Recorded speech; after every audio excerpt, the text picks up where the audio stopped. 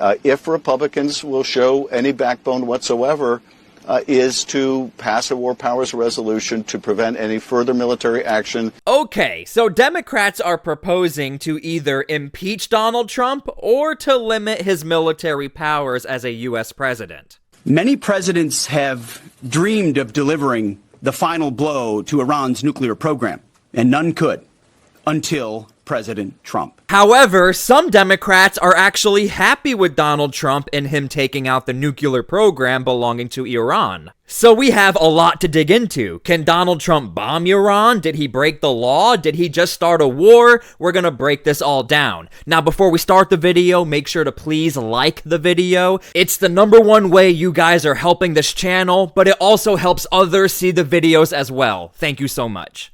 So speaking of the constitutionality, legality of this, the reality, of course, Congress currently controlled by Republicans entirely. One of your congressional colleagues, Congresswoman Alexandria Ocasio-Cortez, wrote on the platform X last night that what the president did is, quote, absolutely and clearly grounds for impeachment.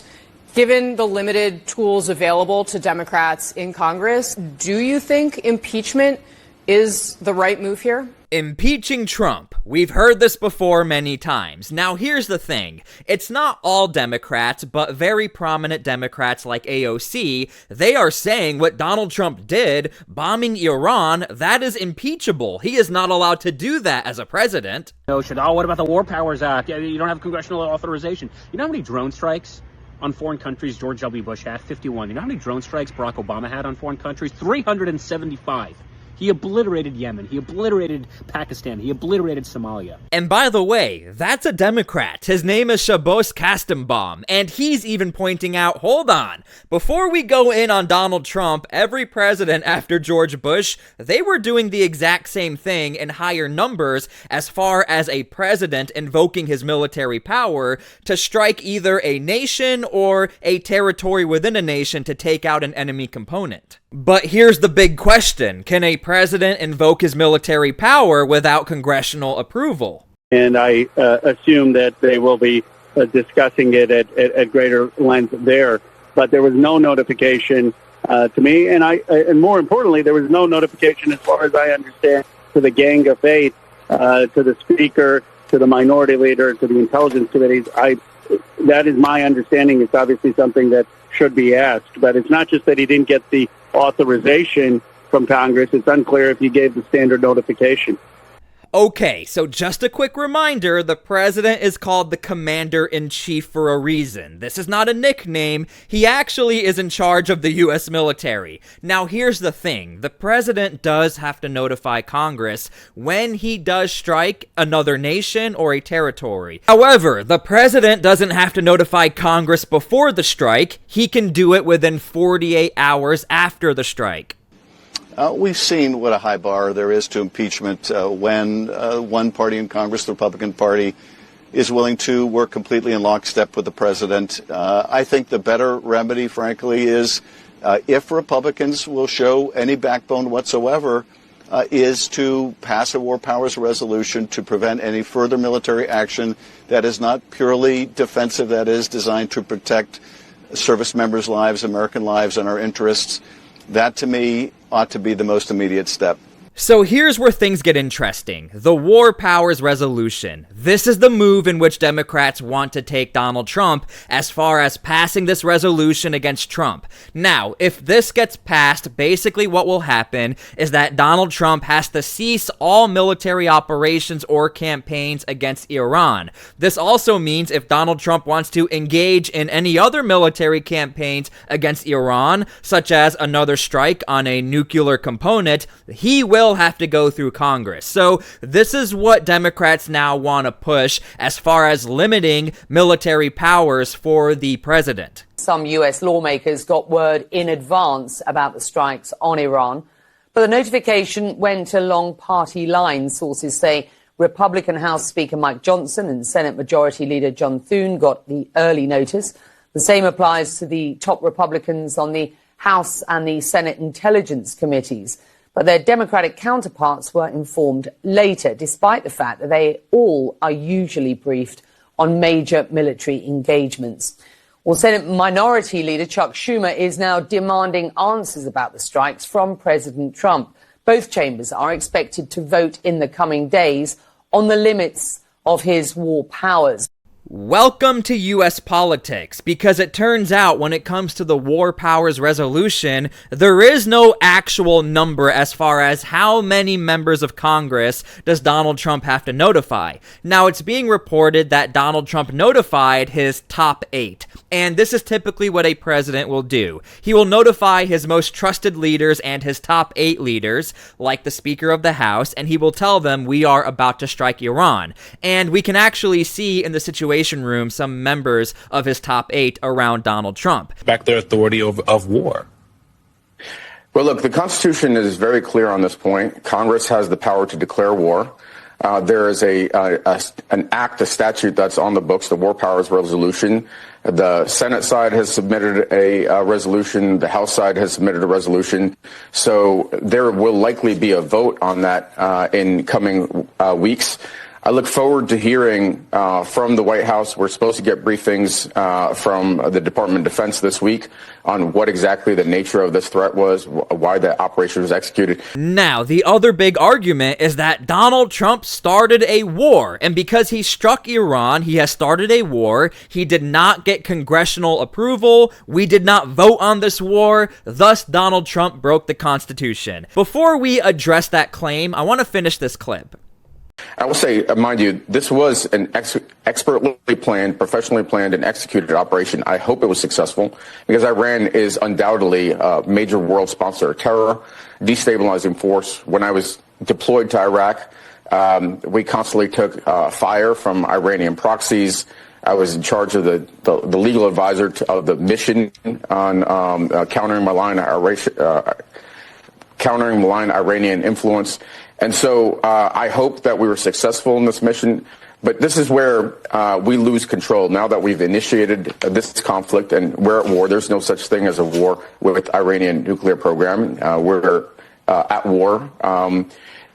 Okay, make sure to please leave your comments down below how you feel about all of this. Now, when it comes to this mission briefing, Donald Trump will have to prove to Congress this is why he struck Iran. However, Congress is already saying, look, it doesn't matter what Donald Trump has to say. The fact that Donald Trump went after a very, very sensitive area of Iran, meaning their nuclear wing or nuclear power, this means that Donald Trump, he tried to start a war, and he wants to start a war. This is what Democrats are arguing, because Democrats are well aware Joe Biden and Obama and George Bush and Donald Trump before, all presidents have done this before as far as striking other territories. But has anybody ever actually gone this far? Striking a sovereign nation like Iran and going after their nuclear power. This seems to be the biggest indicator as to why Democrats are very upset, is that it was a nuclear component, not just some random terror cell in the side of a mountain. And I know it has been remarkable, Charlie, that whether we're talking to current or former officials, they all seem to say it's amazing we haven't yet seen retaliation. We haven't yet seen a strike against a U.S. base or U.S. assets. Now that the United States has entered this conflict in this way, that may change. And I've no doubt that there is a bracing for what could be coming next. I spoke to some diplomats in the region just within the past hour, and I was told there wasn't much of a heads up given to some of our allies there. Now here's where things get extra confusing. Now we're being told we have officially entered a conflict with Iran. However, why are some Democrats super okay with everything that's happening? This is why. If you know anything about military history or geopolitics, we've technically always been in conflict with Iran. Maybe not as direct as we're seeing right now with Donald Trump, but as far as Iranian proxy units under Joe Biden, remember, Remember, U.S. forces have lost their lives. U.S. forces were attacked for 2 months straight, and Joe Biden had to strike back without the approval of Congress. So this is why we are in a very confusing state. Some people must not be aware that we've always been in conflict with Iran, and I also want to point out, when it comes to U.S. adversaries, Iran is like in the top 3. You got China, you got Russia, and you got Iran. Some people might even put Iran as number 1. So this is why people are confused as to, hold on, we're now entering a conflict with Iran? I thought we've always technically kind of been fighting them. Leave your comments down below. I'm just trying to inform you guys. This is why we have so many differing opinions right now as far as the circumstances. And I think that, you know, when you talk to people in Iran, and I'm actually just talking right now to a woman who's a journalist inside Iran, that's sort of exactly the fear, that a wounded dog can be their most dangerous when they're kind of on the back foot, when they are weakened. I've just been speaking to this woman. I've been talking to her throughout the last couple of weeks. But particularly, obviously, in the last week, she just messaged me to say, my God, everybody's awake, everybody's in shock. Obviously, they haven't had internet. It comes in small waves. She's asking, you know, what do you think's going to happen? How will it continue? And she said something that really sort of struck me. She said, if the war continues, the country will be destroyed. And if it doesn't, the Islamic Republic will take its revenge on us. And I think she speaks for a very specific voice in Iran, but it's an important voice because it's a voice we're not hearing so much of because there's so much fear about speaking out in Iran, which is that voice of people who feel caught in the middle, who have no love for the regime and the Ayatollahs, who have seen their friends and activists killed for literally dancing in YouTube videos, but who also have no love for Israel, who also are fierce patriots, who resent the very idea of being sort of bombed into submission or regime change. And I think for people like this, and there are a lot of them on the ground, this is a profoundly frightening moment because in some ways they are going to be the ones to pay the consequences, right? They are going to be the ones to wake up tomorrow to a new normal with all the risk that that entails. She told me that people are being rounded up and arrested because obviously we have our own Fred Pleitgen who is inside Tehran. When you suggest to people, would you like to try to make contact with Fred? The answer is like, absolutely not, because there is such deep fear. There is such deep fear about talking to anyone, risking your life. And so now the feeling is that they could face the retaliation of this. They could face the wrath of the wounded dog. So this is a rather unique argument. We have not reached this point yet, but it's something to think about. The argument is simply, look, if we're going to start a conflict with Iran, or we're going to keep going back and forth, the people of Iran might be at risk. And indirectly, this means that the U.S. will have to actually really get involved, because like we saw in Iraq, like we saw in Afghanistan, the United States held the moral position of we have to help the people out. If we're going to destroy their government, we have to go in there and help out. Now, obviously, there were some positives and there were a lot of cons, but ultimately speaking, the U.S. tried to build schools, the U.S. tried to do something to help those countries while overturning those governments. So it's just something to think about as far as there are some arguments out there that, look, you got to think about the Iranian people. These people hate Iran just like the U.S. These people like the U.S., but they could be turned on by the regime. I just want you guys to think about that as well. That he campaigned often on staying out of costly foreign conflicts, away from American interventionism, promising to stay out of the Middle East. He also at the same time promised that Iran would never have a nuclear weapon. He's now involved tonight with Iran. And again, the question now, the uncertainty now is whether and if Iran will respond in any sort of significant way. Yeah, in many ways, David, this is Now, as I make this video, of course Iran is saying they're going to retaliate. They have to say that. If Iran wants to have the presence of we're all big, bad, and powerful, look at our government, they're going to say that.